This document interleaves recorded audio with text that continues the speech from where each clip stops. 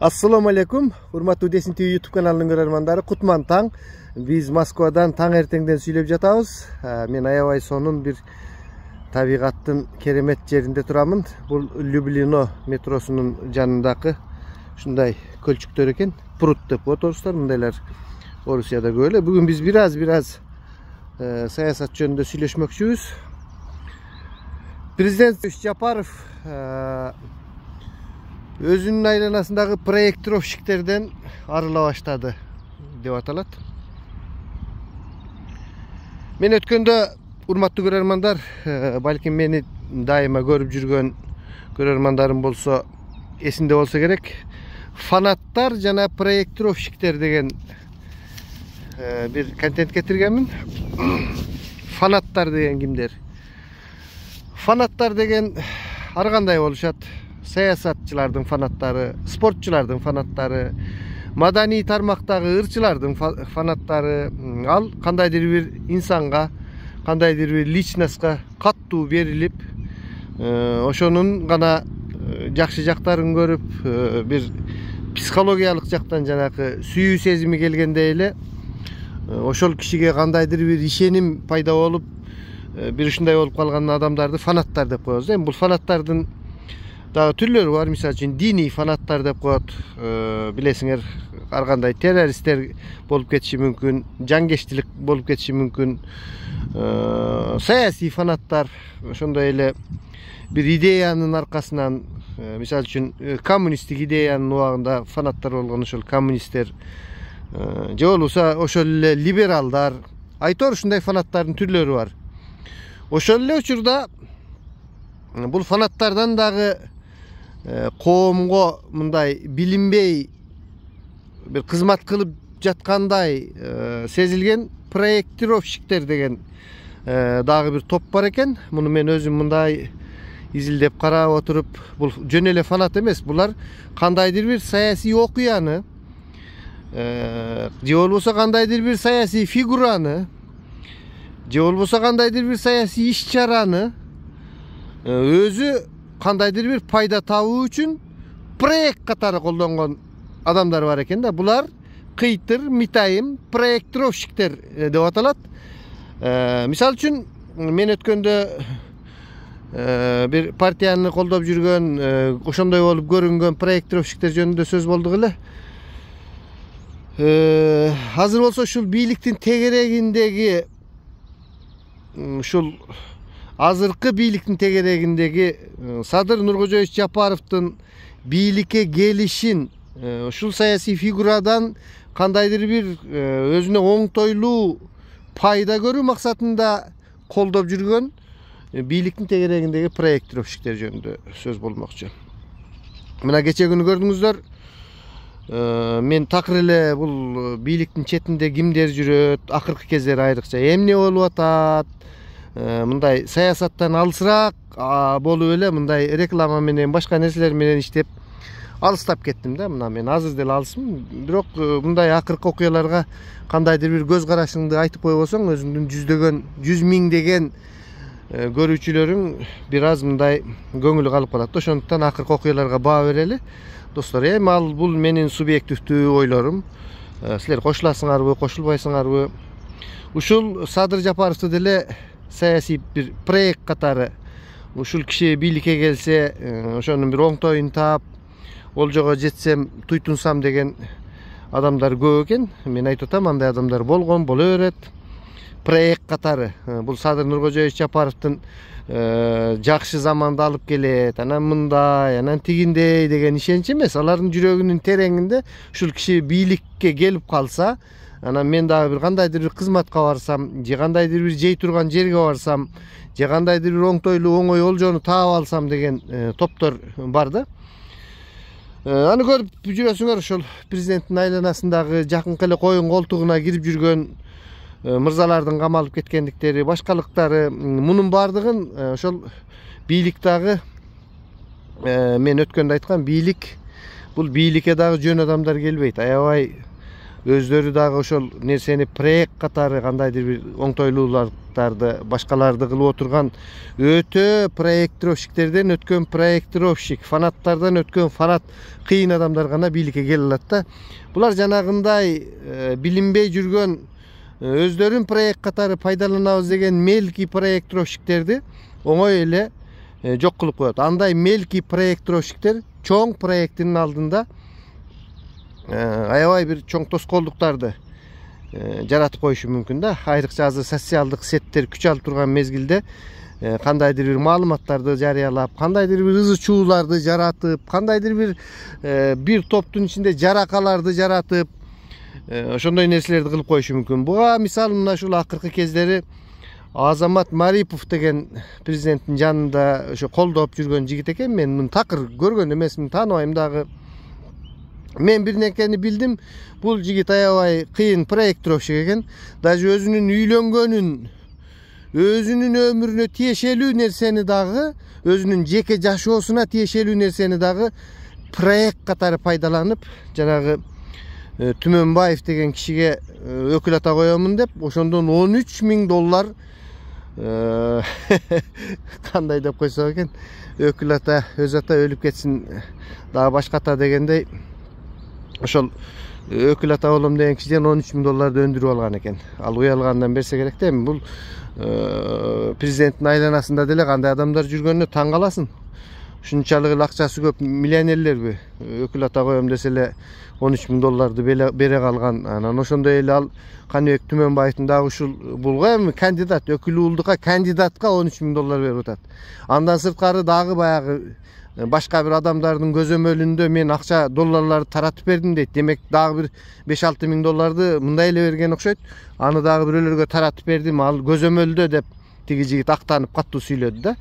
Ошол өзүнүн жашоосун дагы проект катары пайдаланыптыр да.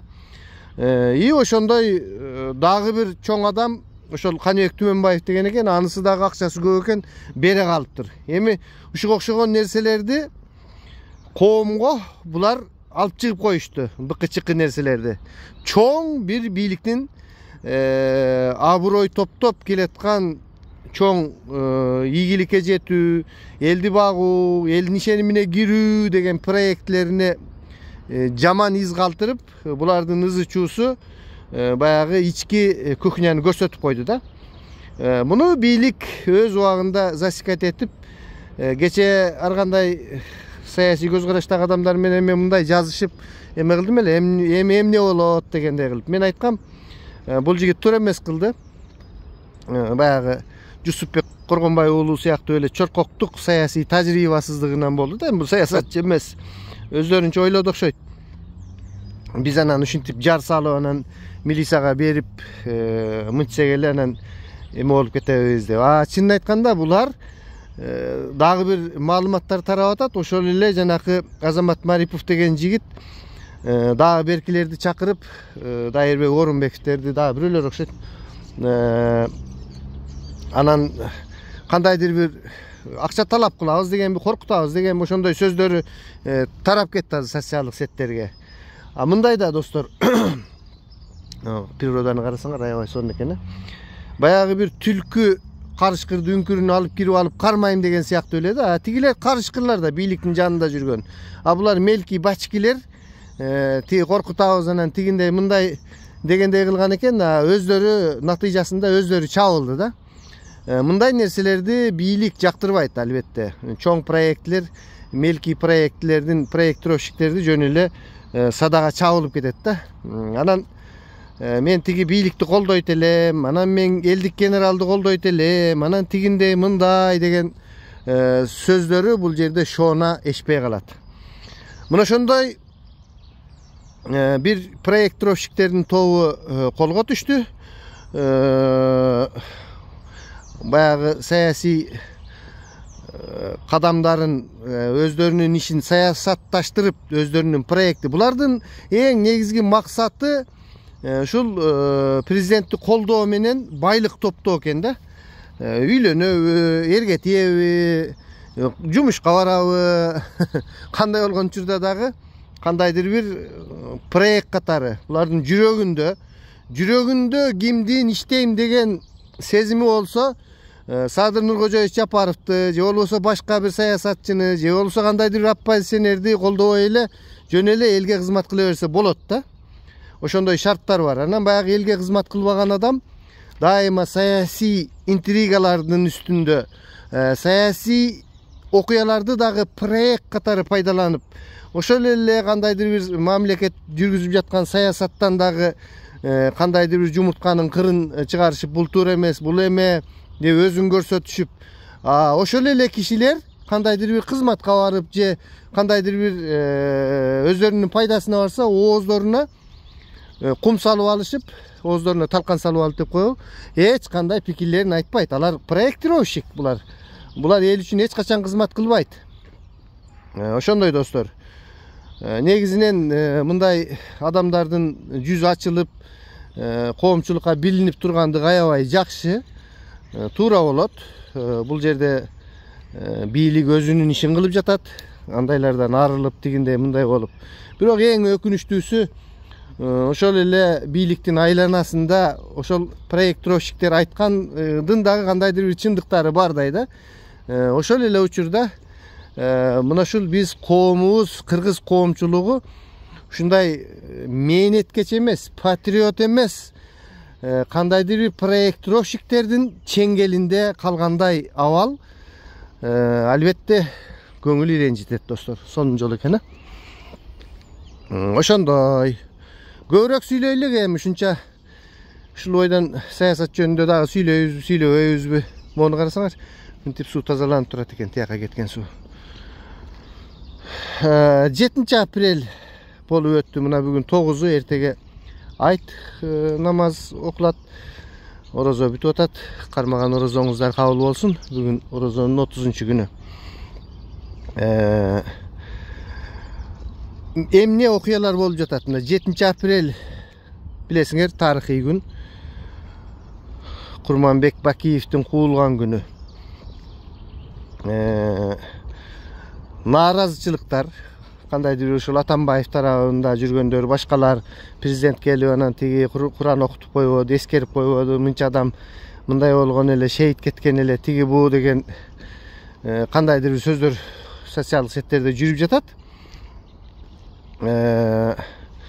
Ошол эле учурда кандайдыр бир топтор, бул эч кандай революция болгон эмес, бул жөн эле бир бийлик алмашуу болгон деген сөздөр болуп атат. Эми чынын айтканда, менин жеке өзүмдүн көз карашым боюнча канча жолу бийлик алмашпасын деле кандайдыр бир саясий топтор, ошол азыркы карапайым адамдардан баштап саясий фигураларга чейин айтып жүргөн 30 жыл деген сөз, ошол 30 жылдан бери, керек болсо 35 жылдан бери, Советтер Союзунан бери эле бийлеп келаткан топтор дагы деле бийликтин башында.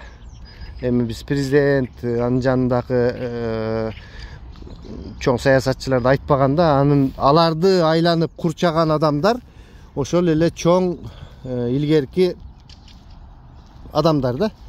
Мисалы үчүн мына азыркы айыл чарба министри деп айтылып жаткан Бакыт Төрөбаев, бул чоң электр тармагында иштеген кишинин баласы. Ошол эле Бакыт Сыдыков, Кызыл Деректир Сыдыков Үсөндүн баласы, биздин райондо аким болуп иштеп кеткен, башка болуп иштеп кеткен. Айтор дей койчу ушундай чоң кругтарда, мисалы ошол эле Акылбек Үсөнбекович Жапаров бардыгы менен иштешкен.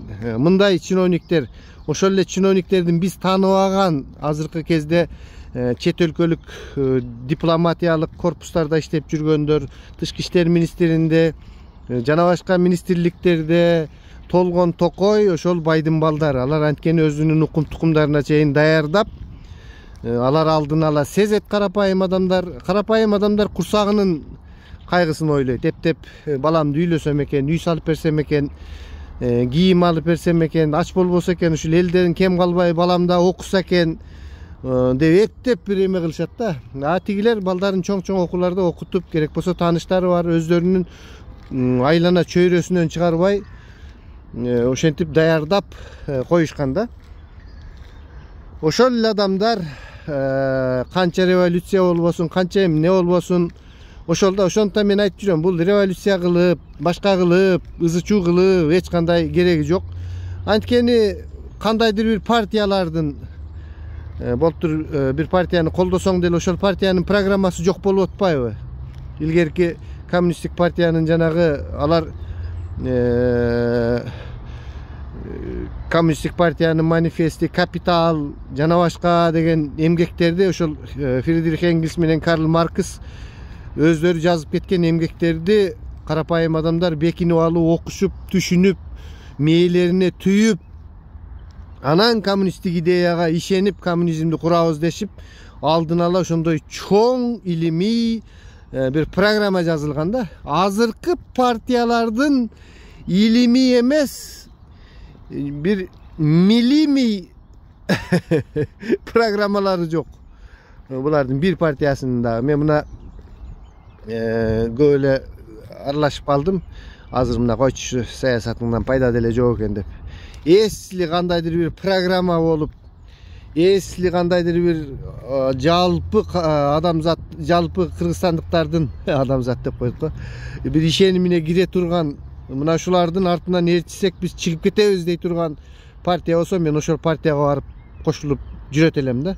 Менин көңүлүмө бир аз мындай төп келгени ушул акыркы кездери бүтүн Кыргызстан болгон. Азыр деле мен аябай ошол бүтүн Кыргызстанда көп досторум бар, жолдошторум бар, колдойм ошол досторумду. А бирок мындай яркий могу кадамдан кийин моундай кылсак болот, моундан кийин мынтип чыгабыз, мынтип биз кедейчиликтен чыгып кетебиз, моундай экономикалык реформалар жүрөт деген жалпы массаны ишендире ала турган, ошол коммунисттердей болуп ишендире ала турган программаны мен көрө элекмин достор. Ошондой программа жок. Баары эле кандайдыр бир саясатчыларды, ошол эле Адакан Мадумаровду деле проект катары пайдаланам дегендер, ошол эле дагы бир башка саясатчыларды проект катары пайдаланам дегендер көп. А бирок мындай партиянын программасы жок.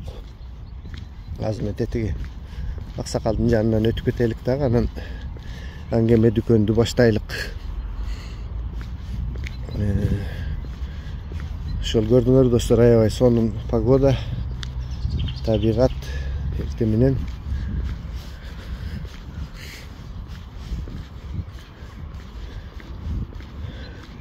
Ким бийликке келбесин, баары эле ушул бийликти дагы, башкасын дагы проект катары эме кылышып, ошол эле саясатчылардын өзүнүн проект катары пайдаланышып, ал эми мындай элге кызмат кылып берейин деген адам азыраак эле болуп атат да. Албетте бийлик аракет кылып атат.